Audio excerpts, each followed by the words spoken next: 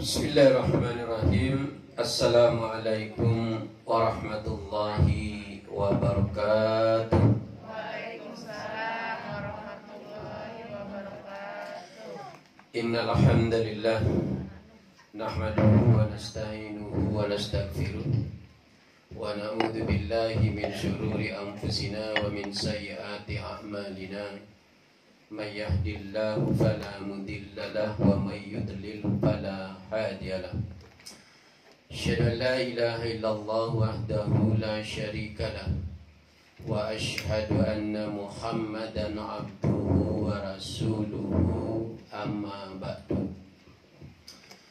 Bapak Dr. Ramayuli beserta keluarga yang saya hormati, ibu-ibu Majelis Taklim Az-Zakir yang senantiasa saya banggakan, dan saya doakan mudah-mudahan ibu semua dalam keadaan sehat walafiat, dipanjangkan umurnya, disehatkan dan ditambah rezekinya.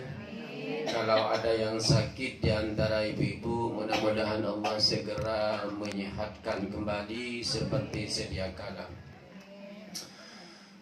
Pertama-tama mari kita bersyukur pada Allah Subhanahu wa taala, pada hari ini kita ditakdirkan kembali Bapak Ibu untuk bertatap muka, bermuajahah dalam rangka melanjutkan kajian kita yang sempat 2 kali tertunda kalau nggak salah Bapak Ibu. Yang pertama karena kondisi saya kurang fit sehingga tidak bisa hadir. Nah, yang kedua kemarin ada BIMTEK, saya 10 hari tidak bisa keluar, nggak boleh keluar, harus diikuti secara seksama selama 10 hari, nggak boleh pulang-pulang gitu. Karena memang acaranya padat terkait dengan pembimbing ibadah haji pada tahun 2024 yang insya Allah nanti kloter pertama itu berangkat pada tanggal 11 Mei. Itu kloter pertama nanti. Nah, terkait dengan itu kemudian karena saya diterima menjadi pembimbing diutus negara kloter gitu, tidak di KBIH, maka ada syarat yang harus saya ikuti, yaitu BIMTEK selama 10 hari. Dan alhamdulillah tadi sudah selesai, BIMTEKnya ditutup pada duhur tadi, sehingga saya bisa hadir kembali berjumpa dengan Bapak Ibu yang 2 minggu 2 kali tidak hadir. Itu ada perasaan kangen sama Bapak Ibu nih kita ya, sehingga walaupun sebenarnya saya harus istirahat dulu, capek sebenarnya Pak Ibu, tapi karena saya ingin ketemu dengan Pak Ibu, nah, sehingga saya paksakan untuk hadir pada kesempatan yang berbahagia ini. Bapak Ibu yang berbahagia, yang kedua selawat ring salam kita berharap semoga Allah Subhanahu wa taala akan tetap melimpahkannya pada junjungan Nabi besar Muhammad sallallahu alaihi wasallam. Karena berkat perjuangan beliau, kita sekarang ini berada dalam naungan iman dan Islam. Jadi kajian kita masih tetap Al-Imanu bir-Rusul, masih belum selesai, sudah sampai pada nomor 43 halaman 18 Bapak Ibu. Kelanjutan daripada Al-Imanu bir-Rusul ya. Kemudian disiapkan juga Bapak Ibu halaman 35 ya, nanti supaya langsung bisa dibuka dalil-dalilnya ya. Nah, nomor 43 ini Bapak Ibu dikatakan di dalam tarjih ini muballighunar risalah. Halaman 18. Halaman 18 Ibu. Halaman 18. Ya, ketemu? Oke. Diikuti Bapak Ibu ya. Muballighunar risalah. Muballighunar risalah. Jadi Rasul itu sifat yang melekat pada Rasul itu Bapak Ibu, ya, di antaranya yang lainnya sudah kita jelaskan, ada namanya muballighunar risalah, ya. Jadi Rasul itu menyampaikan tugas mereka. Jadi Rasul itu punya tugas tertentu yang diberikan oleh Allah, yang wajib hukumnya disampaikan kepada masyarakat. Ya, kalau Nabi dulu kepada sahabat. Gitu. Nah, kita termasuk kepada umatnya, maka kita juga harus mendapatkan apa yang disampaikan oleh Rasul itu. Ya, jadi tidak boleh Rasul itu berdiam diri. Wahyu yang diterima oleh dia dari Allah melalui malaikat Jibril itu harus disampaikan. Makanya kemudian disebutkan muballighunar risalah. Dia punya kewajiban untuk menyampaikan tugas mereka kepada kita. Ya. Nah, apa yang disampaikan Rasul pada kita itu banyak hal.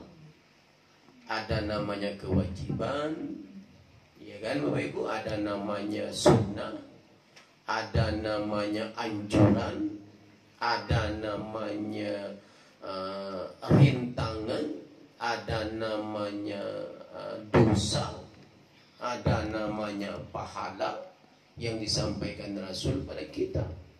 Kalau kewajiban berarti harus kita ikuti. Kalau sunnah, tentang sunnah berarti kita juga lebih baik melaksanakan. Kalau perbuatan yang dilarang berarti kita harus meninggalkan. Begitu. Jadi nggak boleh disimpan oleh Rasul Bapak Ibu. Wah, udahlah ini nggak saya sampaikan nih pada umatku. Wah, nggak bisa, karena salah satu sifatnya itu adalah muballighunar risalah namanya. Ya, menyampaikan tugas-tugas mereka. Nah, mereka ini kembali kepada Rasul. Jadi semua Rasul itu punya tugas untuk menyampaikan apa yang diberikan oleh Allah kepadanya.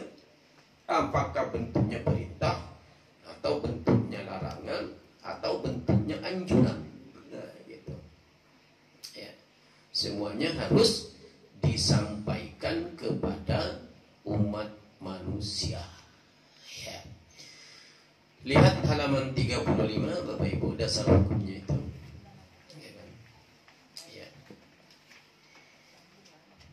Diikuti. Bismillahirrahmanirrahim. Bismillahirrahmanirrahim. Alladzina yuballighuna risalatillahi wa yahshunahu wa la yahshawna ahadan illallah wa kafa billahi hasiba. Nah, jadi mereka Rasul maksudnya yang telah menyampaikan risalah-risalah Allah dan takut kepadanya. Nah, jadi Rasul itu hanya takut kepada Allah, Bapak Ibu. Nggak pernah tuh ada ceritanya takut sama orang, walaupun diintimidasi, walaupun diancam, tetap Rasul tidak memiliki rasa takut. Yang takut hanya kepada Allah. Wa yahshawnahu. Ya. Jadi takutnya Rasul itu hanya kepada Allah. Makanya walaupun Rasul itu banyak mendapatkan intimidasi, cercaan, hinaan, tetap Rasul itu menyampaikan, Bapak Ibu. Karena tugasnya memang harus menyampaikan kepada orang lain.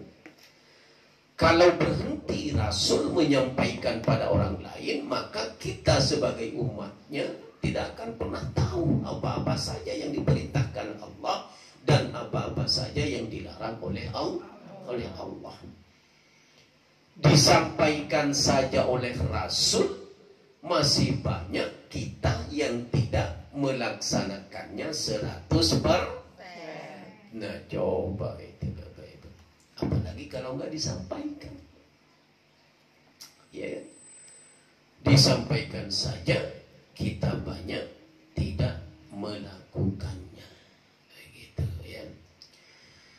Serta tidak ada sesuatu yang ditakuti kecuali Allah,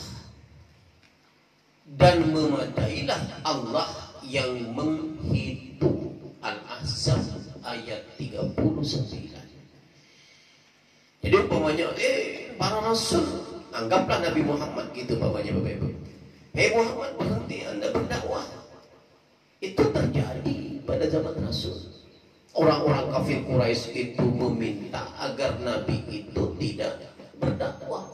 Bahkan Nabi itu, Rasul Muhammad itu sampai mau disogok tuh Bapak Ibu. Anda mau pangkat, Anda mau jabatan, Anda mau harta, silakan sebutkan. Tapi Anda berhenti menyampaikan kebenaran yang disampaikan oleh Tuhan Anda, kata orang-orang kafir Quraisy. Apa kata Nabi? Nabi gak mau Bapak Ibu. Sampai dia, andaikan matahari engkau letakkan di tangan kananku dan bulan di tangan kiriku, aku tetap akan menyampaikan apa yang diperintahkan oleh Allah kepadaku. Wah, luar biasa Bapak Ibu. Ya kan? Tidak ada, nggak kecut dia, nggak terpengaruh, dia punya jiwa. Nah itulah keimanan yang baik itu Bapak Ibu. Jadi kalau kita orang Islam yang hanya karena dibayar miliaran supaya beralih kepada sesuatu yang nggak diinginkan, lalu ikut dia dalam kebatilan, artinya dia tidak konsisten dengan kebenaran yang diberikan oleh Allah. Apalagi 100.000 Bapak Ibu. Iya. Dan ini Masya Allah, innalillah bukan Masya Allah Bapak Ibu. Saudara-saudara kita yang awalnya konsisten dengan ajaran Islam, karena dibayar berapa miliar menjadi musuh sesama umat Islam. Ini bahaya Bapak Ibu. Ya. Kita ya mudah-mudahan Allah lah, bagaimanapun tipu daya manusia, kalau kita sebagai seorang muslim masih yakin kita bahwa Allah itu juga punya rencana. Wa makaru wa makarallah wallahu khairul makirin. Mereka punya rencana, mereka punya tipu daya, mereka punya muslihat. Ya, tapi sebaik-baik rencana itu adalah rencana Allah. Ya kan? Nah, ngeri Bapak Ibu, sakit perasaan kita kalau kita melihat saudara-saudara kita yang keimanannya itu justru tergadai gitu ya, tidak mau membela yang bagus, yang benar, justru membela yang kurang bagus begitu kan, karena sebuah jabatan. Luntur itu keimanan seseorang karena jabatan Bapak Ibu, ya kan? Nah tapi nggak tahu juga kita ini, siapa tahu pamannya nanti presiden terpilih ini Bu ya, nawarin menteri kewanitaan kepada Majelis Az-Zakir gitu kan. Wah, mantap tuh. Mau rapat tuh ibu-ibu ya kan. Wah, siapa ini yang mau diutus nih? Pokoknya minta nih, coba dari Majelis Az-Zakir menjadi menteri. Apa namanya, kan ada menteri kewanitaan ya Bu dulu ya Bu ya. Siapa tuh? Dipilih gitu. Ya kan, karena pokal nih Majelis Az-Zakir ini selalu konsisten dalam kebenaran, supaya tidak konsisten lagi, supaya mendukung hal-hal yang nggak benar, diangkat tuh menjadi menteri. Wah, enak tuh, bisa makan nasi uduk tiap minggu kita itu Bapak Ibu ya. Gitu. Nggak perlu ijazah tinggi. Iya, nggak perlu ijazah tinggi Bapak Ibu. Yang penting mau dengan mengikuti aturan mereka, diberi kita. Gitu ya, dibeli kita Bapak Ibu, Masya Allah, jangan begitu lah. Oke, kita lanjutkan. Ngapain mikirin mereka itu?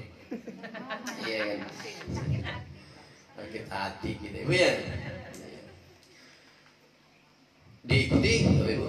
Futana yafhamuna wa yufhimun. Ya, Rasul itu cerdas, dapat memahami dan memahamkan. Nah, ini bahasanya nih harus kita jelaskan. Apa yang dimaksud dengan kalimat yafhamuna wa yufhimun? Nah, itu. Kelebihan Rasul itu adalah dia dapat memahami segala sesuatu yang orang lain tidak paham. Itu yang pertama. Yang kedua, dia bisa memahamkan kepada orang lain. Itu hebatnya Rasul itu. Kita terkadang Bapak Ibu, kita paham terhadap sesuatu, tapi kita tidak mampu memahamkan orang lain. Nah, itu kadang kita seperti itu. Tapi untuk memahami secara komprehensif, kita bisa. Tapi ketika diberi kesempatan untuk memahamkan orang lain, itu yang nggak bisa kita terkadang. Terganjal kita.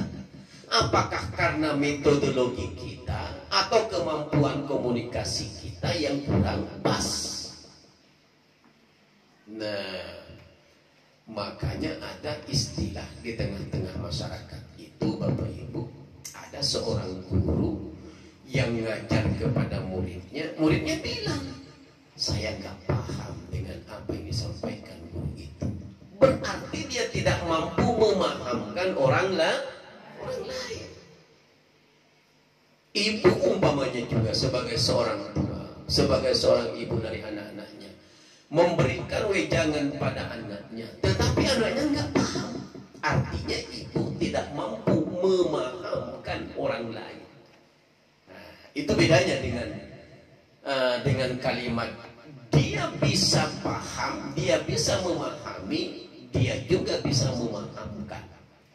Gitu. Yang bagus itu adalah kedua-duanya ini bisa kita lakukan. Kita bisa memahami situasi dan kondisi.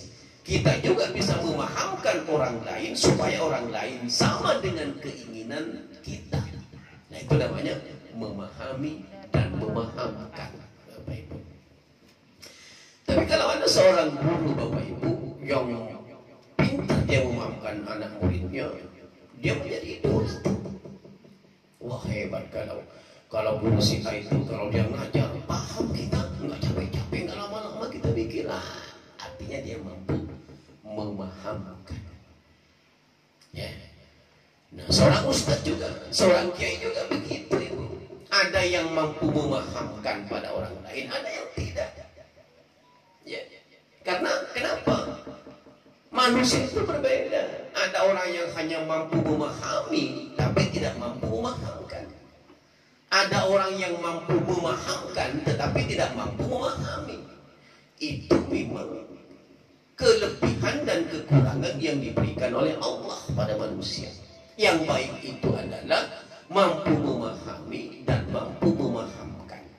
Kalau dua-duanya itu terintegrasi dalam seseorang, dalam jiwa seseorang, dimanapun dia berbicara, memberikan penjelasan, orang lain pasti merespon. Nah, itulah sifat Rasul yang disebut dengan futana yafhamuna wa yufhimuna. Bapak Ibu, dia mampu memahami orang lain dan mampu memberikan pemahaman kepada orang lain. Buka kembali halaman 35. Ya. Nomor 44 itu dikatakan summa inna alaina bayana. Kemudian ya, coba dibaca bareng-bareng. Summa inna alaina bayana. Iya, jadi bukan Mbak Yana, bukan Mbak Yana gitu ya. Bayana. Ya, diartikan itu adalah surat Al-Qiyamah nomor 19 ayat 19. Kemudian atas tanggung jawabku penjelasan Al-Quran itu, kata Allah. Maksudnya Rasul yang menyampaikan pemahaman kepada orang lain itu dibantu oleh Allah sehingga dia di setiap kali menyampaikan pada orang lain menjadi paham. Bapak Ibu, bukan karena faktor individualnya, ada campur tangan Allah di sini. Ya, karena itu ibu banyak-banyak juga berdoa sama Allah, ya Allah, berikan hamba pemahaman ya Allah terhadap sesuatu, tapi berikan juga hamba kemampuan untuk memahamkan orang lain. Nah, gitu. Ketika ibu membaca buku, ketika ibu mendengar sesuatu, ibu paham. Dan konsekuensinya nanti bagaimana ibu memahamkan orang lain. Disampaikan tuh apa yang didengar hari ini kepada orang lain, kepada tetangga, kepada kerabat, kepada teman, begitu disampaikan dengan pemahaman yang bagus, metode penyampaiannya bagus, maka orang lain akan paham. Nah, ini yang dimaksud dengan mampu memahami dan mampu memahamkan. Dan itu tidak mudah, Bapak Ibu, ya, tidak mudah itu. Kita butuh analisa, butuh kerja keras, butuh usaha. Bagaimana kita bisa memahamkan orang lain, begitu. Oke, lanjutkan. Kembali kepada halaman 18. Wa annahum basyarun ya'tarihim ma ya'tari sairul afradi mimma la yamassu karamatahum fi maratibihim al-aliyah. Nah, kalau disambung fi maratibihimul aliyah. Nah, itu kalau disambung, kalau diwasalkan disambung dengan kalimat al-aliyah. Tapi ini diinginkan membacanya ini adalah fi maratihimul aliyah. Nah, gitu ya. Mereka adalah siapa? Rasul maksudnya. Jadi Rasul itu manusia yang mengalami yang biasa dialami oleh orang lain. Nah, artinya sama dengan kita sebagai manusia. Rasul itu mengalami apa yang dialami oleh orang lain. Apa yang kita alami dalam hidup kita, Bapak Ibu? Ibu pernah merasakan sakit? Pernah? Berarti Rasul juga sakit. Ibu pernah bahagia? Berarti Rasul juga bahagia. Ibu pernah marah? Sering. Berarti Rasul juga pernah marah. Walaupun Rasul itu marahnya nggak kayak kita. Kalau kita marahnya pecah piring, Bapak Ibu, apalagi ibu-ibu gitu kan. Anaknya bandel, tidak mau diajarin, nggak maunya ke piring itu. Yang lebih hebat itu nyalahkan suami itu. Waduh, hebat itu ibu-ibu. Hebat, iya kan? Jadi apa yang dialami oleh manusia itu Rasul juga memahami, dialami. Apa artinya? Antara manusia dengan Rasul itu memiliki sifat yang sama. Apa samanya? Kemanusiaannya. Lebihnya apa? Bedanya apa dengan kita? Bedanya adalah dia dipimpin oleh wahyu, kita tidak. Makanya tidak ada ceritanya Rasul itu membuat kesalahan secara sengaja. Kalau kita sering melakukan kesalahan dengan sengaja, itu bedanya. Makanya Rasul bilang, ana basyarum mislukum bal yuha ilayya. Aku ini manusia seperti Anda, tapi aku dipimpin oleh wahyu. Wajar kalau Rasul tidak pernah salah. Kalau kita salahnya yang paling gitu. Itu yang dimaksud dengan bahwa Rasul itu mengalami yang biasa dialami oleh orang lain. Selagi tak mengurangi kehormatan mereka dalam martabat mereka yang luhur. Walaupun sama dengan manusia, tetapi Rasul itu terkontrol. Tidak pernah melakukan sesuatu yang biasa dilakukan oleh manusia. Ketika manusia marah, terkadang lupa diri. Dihardiklah orang, dicacilah orang, dimakilah orang, disebut-sebutlah orang. Rasul tidak. Rasul itu marahnya ketika terkait dengan perintah Allah yang tidak dilakukan oleh manusia. Marah Rasul, Bapak Ibu. Kalau kita sekarang macam-macam, yang menimbulkan marah kita itu macam-macam sekarang, Bapak Ibu. Iya kan? Banyak hutang kita umpamanya, Bapak Ibu, ditagih melulu tiap hari, stres kita. Marah-marah tuh kita, nggak tahu marahnya sama siapa. Orang lewat ditimpukin oleh kita itu. Saking tidak bisanya kita mengontrol diri. Punya masalah dengan anak, orang lain menjadi sasaran, itu kita. Apalagi kan ada istilah begini, ada katanya suami-suami takut istri, katanya itu kan. Itu terjadi. Marahnya sama anak dilampiaskan pada suami. Janganlah kalau majelis az-zakir ya jangan begitulah. Iya kan. Suasananya az-zakir ini kan wanita-wanita solehah. Iya, jadi surga itu udah menunggu tuh ibu dengan ibu tuh, masya Allah, gitu kan? Karena kenapa? Karena ibu banyak belajar, ibu banyak baca Al-Quran. Saya lihat di grup itu, selesai khatam dimulai lagi. Gimana nggak mau masuk surga kalau begitu, ibu? Masya Allah, luar biasa. Iya kan, jadi tersanjung saya menjadi salah satu pemateri di hadapan ibu-ibu yang solehah ini, gitu kan? Ya, kalau saya nanti nggak masuk surga, ya ibu cari saya, begitu kan? Supaya sama-sama masuk surga, ya kan? Indah kita masuk surga itu, Bapak Ibu, ya kan? Buka halaman 35, Ibu. Kembali. Ya. Nomor 45 itu. Qul innama ana basyarum mislukum.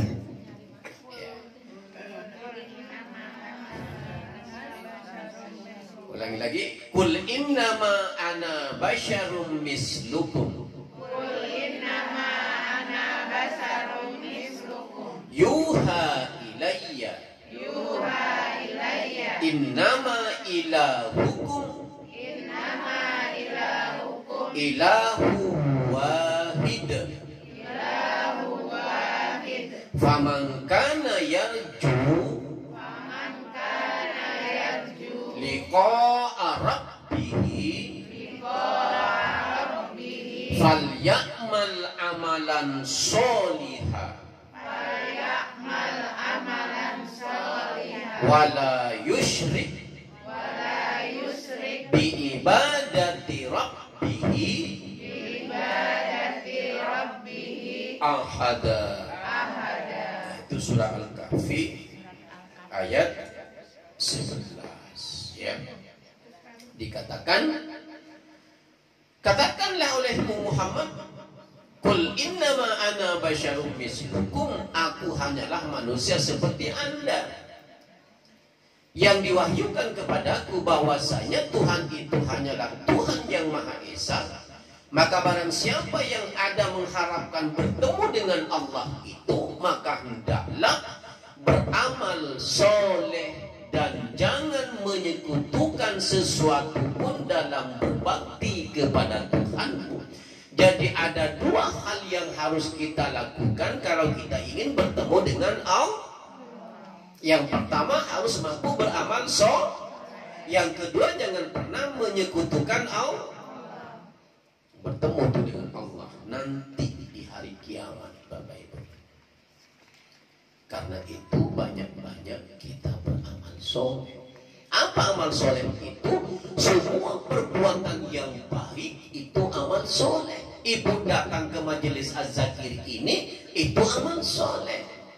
Apalagi kalau ibu datang ke majelis az-zakir bawa sesuatu untuk teman-teman, umpamanya jangan besok di benar-benar nggak mau ke az-zakir, saya disuruh bawa sesuatu oleh Pak Ustaz, umpamanya Bapak Ibu, amal soleh.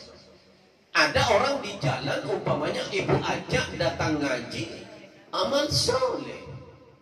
Ada kelebihan sedikit, ibu-ibu di rumah ada orang lewat yang kita lihat dia nggak mampu, kita kasih, amal soleh.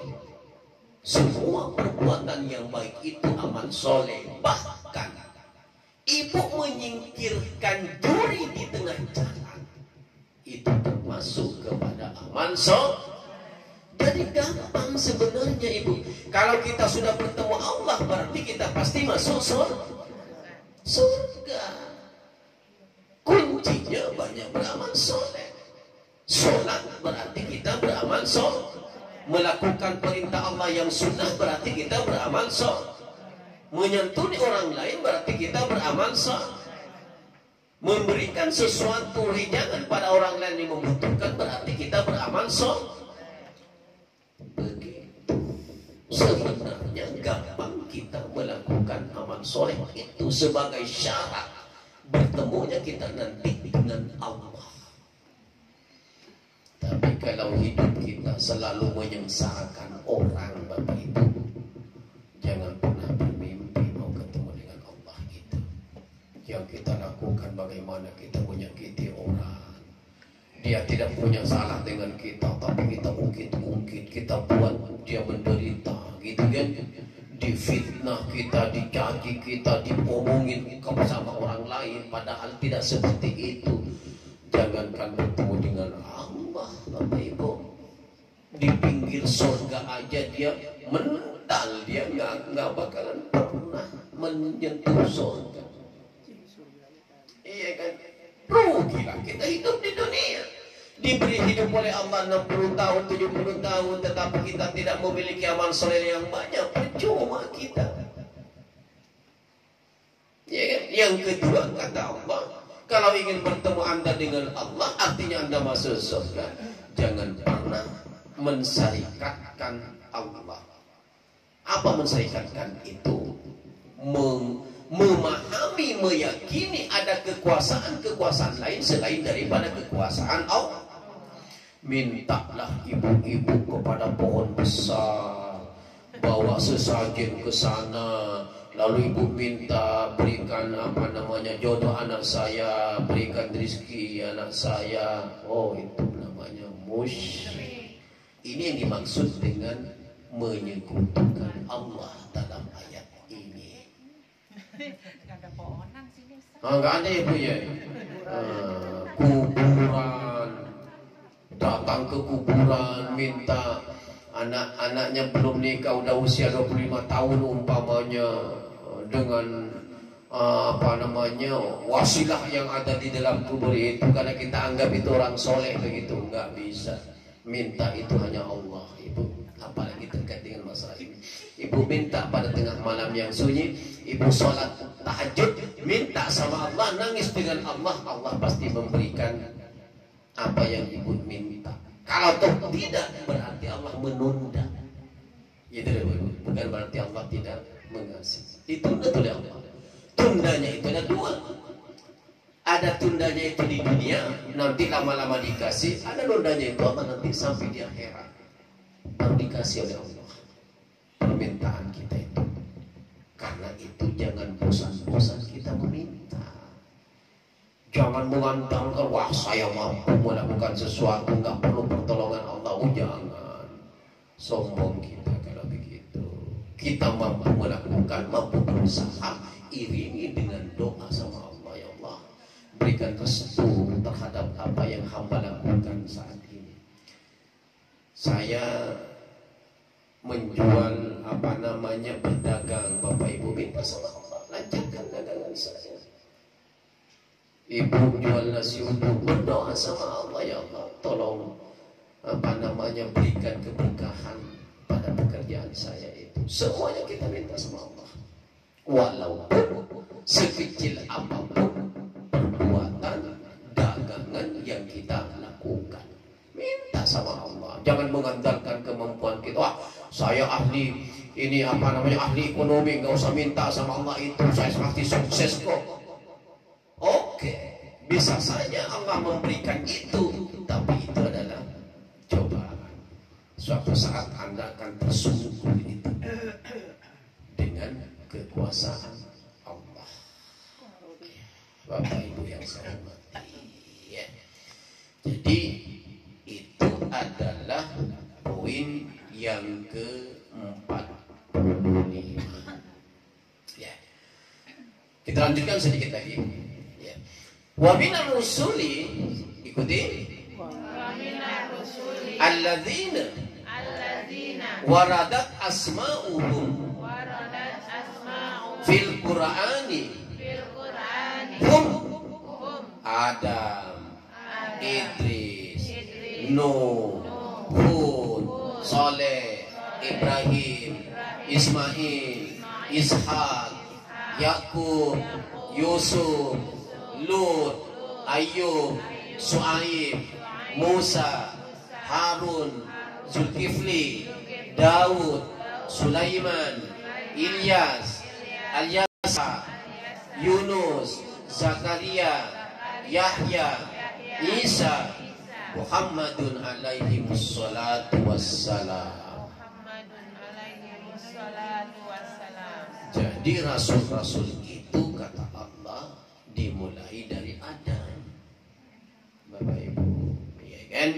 Kalau Adam sampai Nabi Muhammad ini kan ibu-ibu sudah ada di luar kepala itu, gitu kan?